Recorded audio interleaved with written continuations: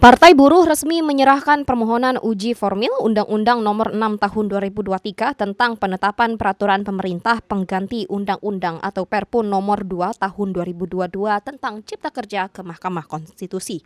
Setidaknya ada 5 poin yang menjadi alasan Partai Buruh mengajukan gugatan uji formil Undang-Undang Cipta Kerja. Salah satunya yakni penerbitan Perpu Cipta Kerja dinilai tak memenuhi kondisi serta unsur kegentingan memaksa yang sudah ditetapkan standarnya oleh Mahkamah Konstitusi. Dalam bentuk perpu, atas perpu itu disetujui menjadi undang-undang, berarti ada pembangkangan konstitusi. Gitu. Kalau kami menyebutnya constitutional disobedience, ya, obedience. Nah, itu yang pertama. Yang kedua adalah penerbitan perpu itu dari sisi konstitusi juga tidak mempunyai dasar. Satu, dia perpu itu boleh dibuat dalam keadaan genting dan memaksa.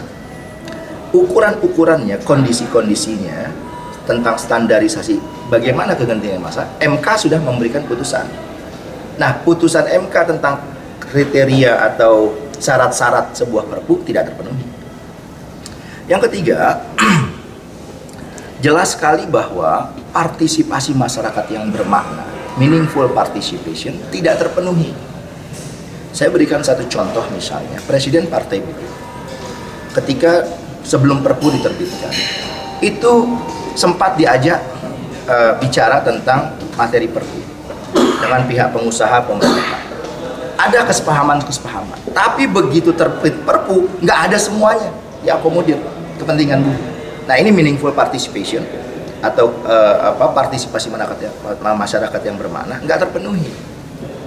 Prosesnya kemudian menjadi perpu, ditetapkan menjadi undang-undang, itu juga nggak ada.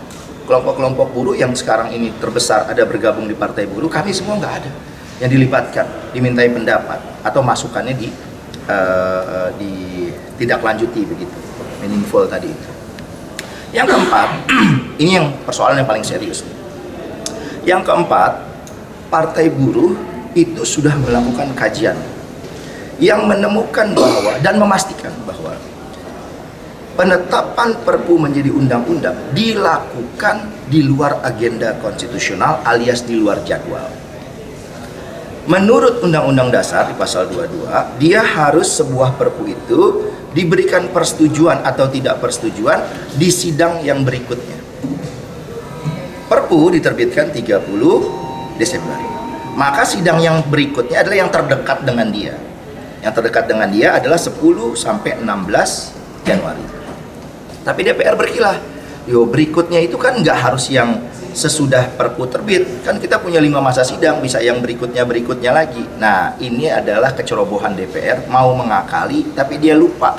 Ada Undang-Undang P3 yang di dalam pasal 52-nya itu mengatakan bahwa yang dimaksud masa sidang berikutnya adalah masa sidang pertama.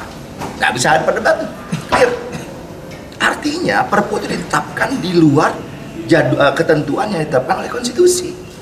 Undang-Undang P3 itu kan terjemahan atau turunan dari Undang-Undang Dasar untuk menjelaskan asas formilnya. Nah, ini jelas. Dia artinya karena dia pada tanggal 10 sampai 16 tidak disahkan, tidak diberikan persetujuan, maka di luar itu dia inkonstitusional. DPR bilang, tanggal 15 kami beri persetujuan, 15 Januari. No, kami udah periksa, 15 Januari adalah pembicaraan tingkat 1. Pembicaraan tingkat 1 bukan paripurna. Yang namanya Perpu, dia ditetapkan menjadi undang-undang, harus di paripurna, bukan di pembicaraan tingkat 1. Itu alasan yang keempat. Alasan yang kelima, ini juga nggak bisa dibantah. Saya agak sure nih dengan yang keempat, yang kelima.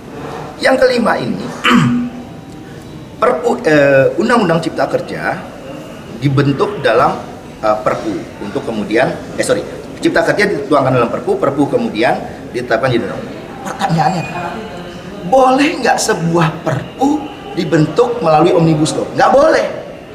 Perpu itu nggak boleh. Bukan kata saya, kata undang-undang sendiri. Yang bikin siapa? Presiden dan DPR sendiri. Jadi sebuah Perpu itu, Omnibus Law itu bilang begini. Ketentuan di Undang-Undang P3 bilang begini.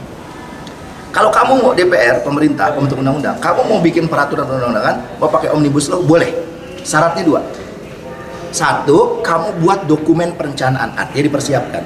Kedua, kamu masukkan ke prolegnas.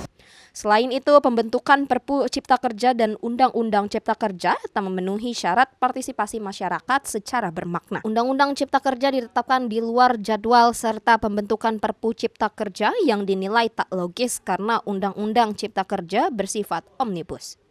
Dengan 5 poin alasan tersebut, Partai Buruh berharap Mahkamah Konstitusi dapat mengabulkan permohonan uji materi yang mereka ajukan.